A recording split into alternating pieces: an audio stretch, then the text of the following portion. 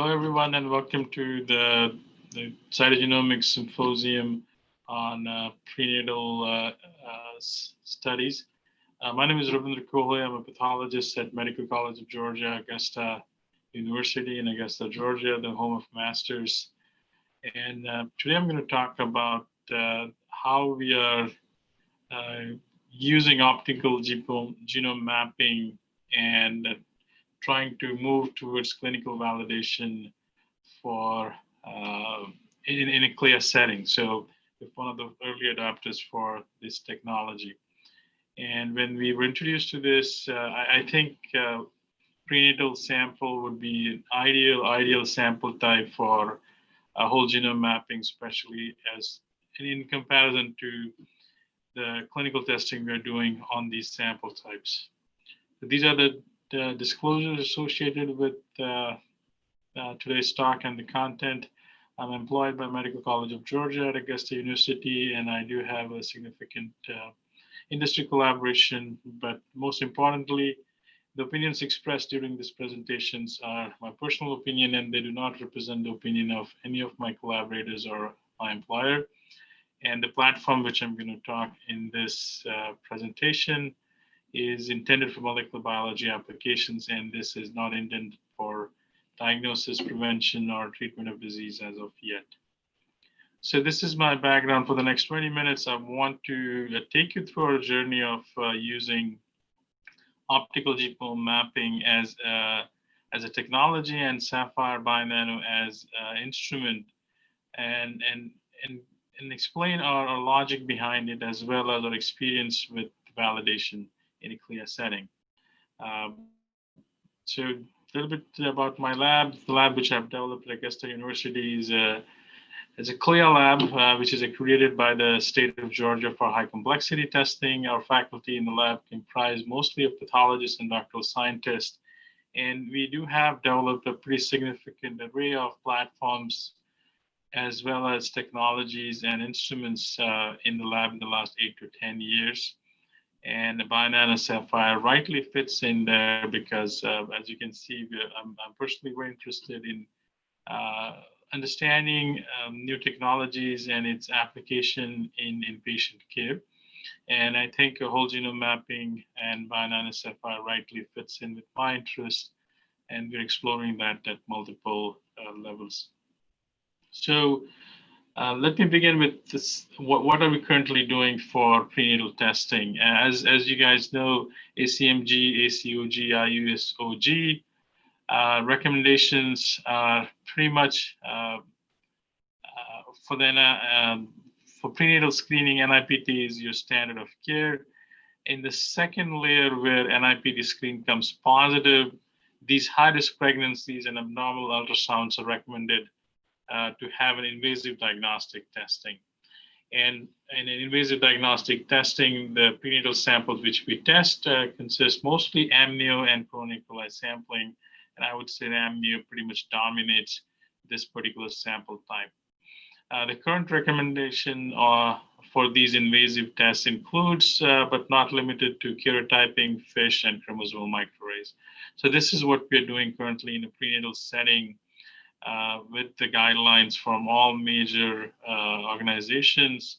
And as I said, NIPT is probably the dominating screening test, and post-NIPT positive screen, Amnio and CVS gets a karyotype, FISH, or microarray done for confirmation.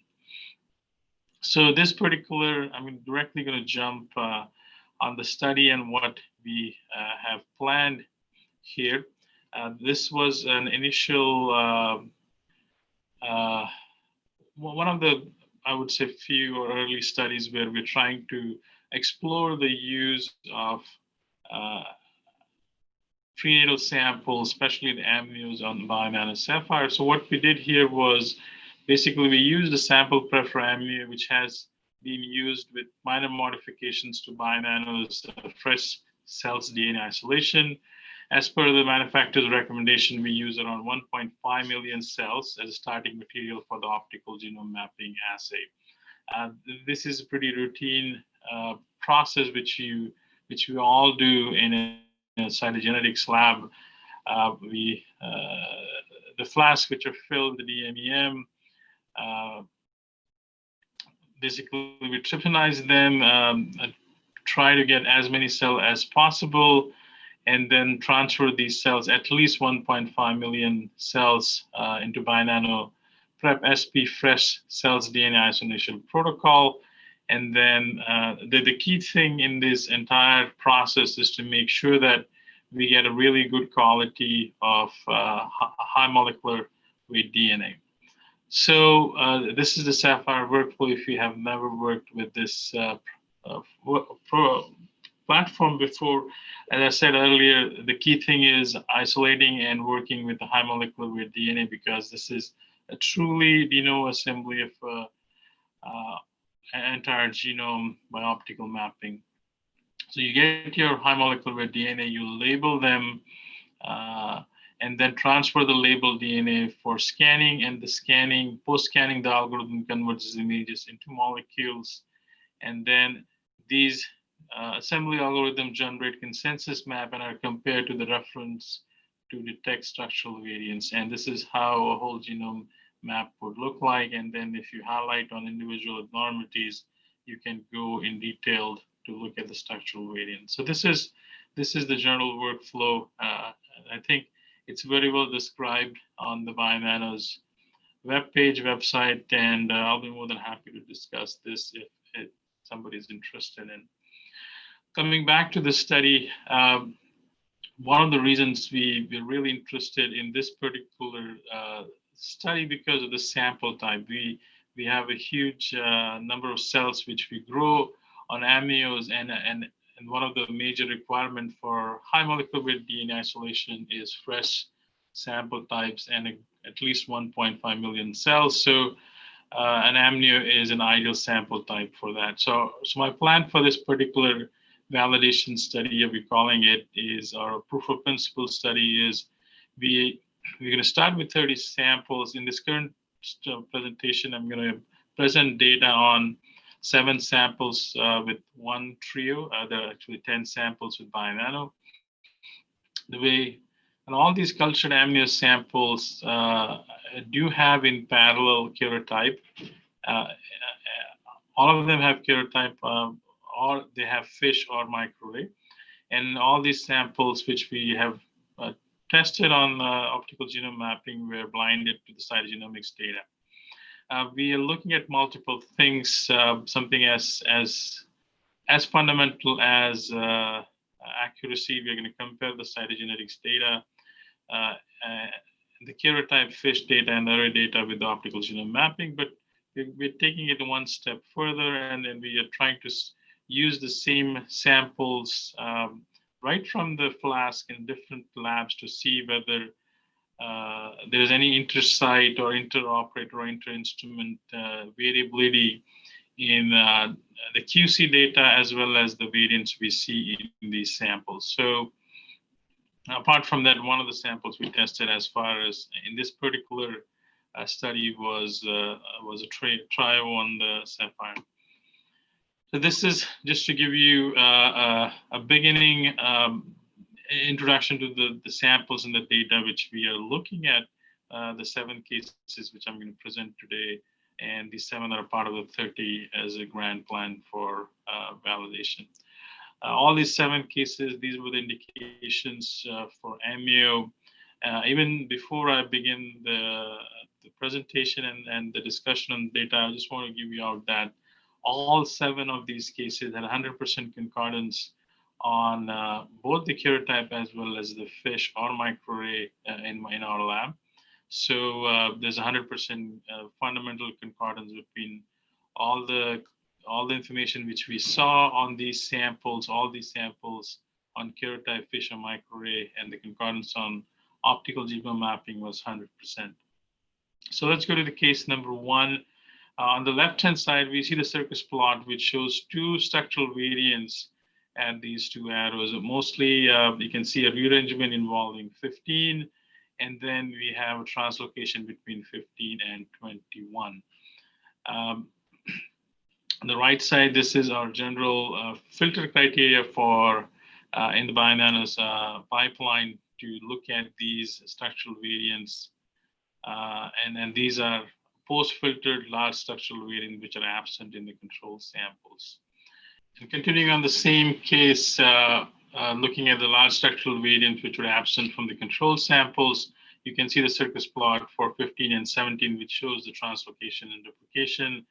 And the CMV track on the bottom shows 2 duplications in the chromosome 15. And this is another amazing way to look at the data which we get from optical genome mapping on the Saphyr platform. The ideogram created, we had a tremendous help from Alex and Dr. Chaube and Dr. Hasty from Biomano to create these ideograms. So you can clearly see here that both the structural variants and the CNV tracks on this slide. And the reconstructed ideogram based on the OGM data reveals that there is a derivative of chromosome 15 with the duplication of chromosome 15q. And this derivative of chromosome 21 with translocation of 15 and 21. So I know this is the case number 1 for our study, but you can see the phenomenal information one assay can give you in comparison and in combination of all the 3 assays which we currently use for prenatal samples, which is Karyotype, FISH, and microarray. So if you even combine all these 3 together, the optical genome mapping significantly gives us more information, or at least the same information in these cases. So, I mean, I usually joke around in the lab saying that on a bad day, the Bionano data is at least in concordance with what we get on our traditional samples. But I mean, in addition to that, we get a huge amount of clinically valuable information on a whole genome optical mapping.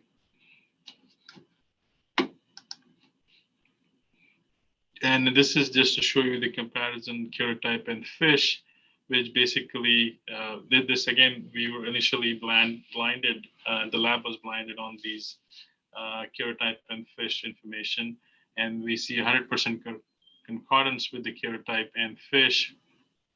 On the Karyotype, the 2 arrows shows the derivative 15 and the derivative 21, and the derivative 15 results from a dicentric 15 with a duplication of 15q. And the other derivative 21 results from a translocation involving chromosome 15 and a chromosome 21. And again, the FISH studies were done on the metaphase, confirm the duplication of chromosome 15 using the SN-RPN probe label in the red. So you can see not only what initially I showed you, the data we got from optical genome mapping, but also the data from the Karyotype and FISH, which pretty much confirms what we saw in the case number 1. So going to case number 2, the case 2 shows a circus plot with 2 structural variants. The trisomy 21, the 3 copies of chromosome number 21, and again a gain in the chromosome 15. So let's dive deeper in these data. And this is where the CMV plot from the Amnio case number 2. The top panel shows the whole genome CNV track with gains in chromosome 15 and chromosome 21. And the detailed view basically shows the CNV track for both chromosome 15 and chromosome 21, the trisomy and the gain in chromosome 15q. And the ideogram based on the optical genome mapping for the case 2 shows both the structural variant and the CNV tracks on the side. The reconstructed ideogram based on the OGM data reveals that there is a derivative of chromosome 15 with duplication in chromosome 15, and the trisomy 21 was without any translocation. So this is a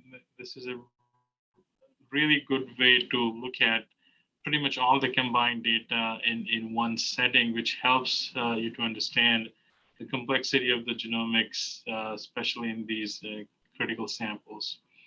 So in comparison, the karyotype and the FISH data, which pretty much shows the 100% concordance. The original the OGM data showed just one assay basically showed the combination of these both karyotype and FISH, which detected both the trisomy 21 and identified the marker chromosome. The chromosome identified the 3 copies of 21, but you can also see the marker chromosome as a separate chromosome. And the metaphase FISH, metaphase and interphase FISH identified the marker chromosome to be chromosome 15 material, which basically you can see it in one single assay rather than 2 or 3 combined assay. Now going to the case, third case, which was the Amnio case number 8. On the left-hand side, we see a circus plot showing 2 structural variants, basically a duplication of chromosome 7 and a deletion of chromosome 7. On the right side, the structural variant optical map shows the same thing, basically a duplication of chromosome 2 and a deletion of chromosome 7. And when we compared that optical genome mapping data with the array data on this particular case, you can see that the array definitely identified the deletion of chromosome 7, but the duplication of chromosome 2 was not picked up in the array. The next case basically shows another Amnio with gain in the circus plot showing the gain in basically chromosome 13 as well as trisomy in chromosome 8. And then the structural variant maps demonstrate the utility of optical genome mapping and a better characterization of duplication and in comparison to our traditional method. The CNV track at the top shows the gain of the entire chromosome as a trisomy 8, while the CNV track, while the complex structural duplication of the chromosome 13 can be better characterized by optical SV maps showing the inverted duplication, which is the red arrow followed by a tandem duplication by the blue arrow in chromosome 13. In the next case, which basically is Mosaic-Turner syndrome, the circus plot shows the Turner syndrome profile and both the Turner syndrome, both the circus plot as well as the CNV shows the Mosaic-Turner syndrome profile. And in this particular case, both the karyotype and the FISH showed 50% mosaic or monosomy X. In the next case, we show 2 aberrations. And in this particular case, only the karyotype was performed and which was picked up, the trisomy 13, as well as homozygous deletion of chromosome 15. And unfortunately, the karyotype missed the homozygous deletion of chromosome 15. In the next case, which was a negative case, so we wanted to put and see if true negative, would a true negative case show up in optical genome mapping. So this particular case was negative on karyotype and FISH, and then on the optical genome mapping, which basically was a negative for any CNVs or SVs. And the optical genome mapping was in 100% concordance with the karyotype. So going back to our original table where I showed you the 7 cases with one with was a trio, to show that not only there was 100% concordance with optical genome mapping and either karyotype, FISH, or microarray, or all 3 combined, but in addition to that, we did identify multiple clinically valuable information. And one of the examples was the case number 2, where you ideally you would need 1 or 2 or 3 testing together to get information on the marker chromosome, where optical genome mapping in one assay can give you that particular information in comparison to combination of either 2 or 3 assays. For reproducibility between sites, we did 5 samples were compared between the 2 sites in my lab as well as the Bionano's lab, and not these samples started at the level of flask and the culture, and not only there was 100% concordance between the 2 sites, between different operators and the different instruments. All the variants which we identified were 100% concordance, but also the QC pass rate was also comparable and concordance at these 2 sites. So these are some of the things which we are working and we will need to work on. But I think this is an amazing start to show that not only we're getting data which is 100% concordance with our traditional information, traditional testing methods, but we're also getting clinically relevant and additional information on optical genome mapping, and an added layer to that is we're getting a amazing concordance between different sites, different instruments, as well as multiple operators on the same exact samples. So in conclusion, invasive prenatal testing is recommended, as you know, after a positive NIPS screen for high-risk pregnancy. Traditionally, we do karyotype, FISH, and microarrays. These are the most routinely recommended testing in all our cytogenetic lab. What we are trying to see is the role and the utility of optical genome mapping in this particular situations, and then, as I said, it's an amazingly better suited for this. For multiple reasons. I think the most important reason is these are extremely clinically valuable samples for continuation of the pregnancy, especially in a post NIPS where there is, we really need a confirmation on a highly sensitive, highly specific, as well as good assay. So, and that's the reason, one of the reasons we thought optical genome mapping might be a really good fit with this particular sample type, which is fresh cells. And this definitely has the potential to identify unique genomic abnormalities and better characterize the structural variants as compared to our traditional methods. In this particular early study, we had 100% concordance with optical genome mapping versus karyotype plus FISH or microarray or individually. And on top of that, there's just not only concordance, but being a de novo assembly as well as